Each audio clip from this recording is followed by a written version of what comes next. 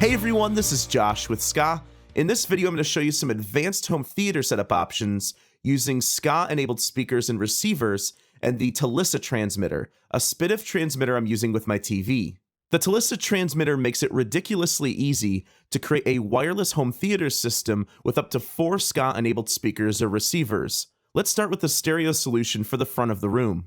I could use a GoRave soundbar as I showed in the last video, a pair of Ryobi score speakers, a pair of powered speakers with the Synchronized DX wireless receiver, or even a pair of passive speakers with the Synchronized Amp Mini. For this video, let's go with the Ryobi score speakers for our front speakers. The score speakers are perfect for this because they can have cordless power using the 1+ lithium-ion batteries. You can also try spreading these out on speaker stands for a wider stereo image. Next, let's add in this GoRave Soul Shaker wireless subwoofer that we used in the last video to take our 2.0 system and turn it into a 2.1 home theater system. Let's add a 4th speaker to the back of the room for a more immersive experience, and then I'll name each speaker and change its stereo format in the SKAA command app. The best way to do this is to turn on each speaker one at a time. First, I'll turn on the front left. It'll show up in SKAA command first. I'll name it Living Room Score Left and change its stereo format to output left only. Next, I'll turn on the front right. I'll name it Living Room Score Right and change its stereo format to output right only. Next, I'll turn on the rear speaker. I'll name this one Living Room Score Rear and keep its stereo format summed mono. Lastly, I'll turn on the sub and name it Living Room GoRave Sub. I'll keep its stereo format as summed mono as well.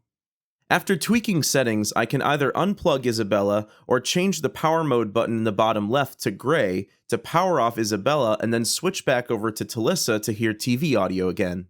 You can also mix and match different speakers. They don't all have to be the same. For example, you could try the Chorus M20 or the Chorus V600. These are both stereo speakers, so you can experiment with facing the speaker backward to keep the stereo orientation correct. This way, the left audio plays on the left side of the room and the right audio plays on the right. The only situation where the speakers need to be from the same product family is if you're trying to create a speaker cluster as I demonstrated in Webisode 16.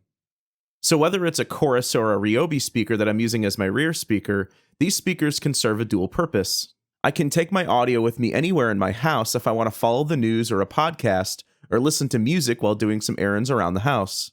Let's look at another home theater setup.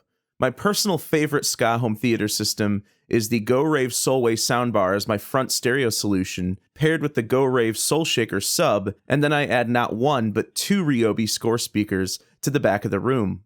With this setup, I again use the SKAA command app to change the name and stereo format of each speaker, but now my rear speakers can output separate left and right channels for an immersive stereo experience that's amazing for watching movies and TV. We can also use red mode to automatically switch to another source saved in our green list.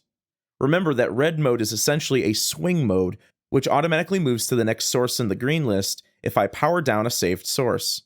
I have 3 sources currently saved: the Telissa transmitter playing audio from the TV, the Isabella transmitter from my iPad, which I use for the SKAA command app, and Diz playing music from my iPhone.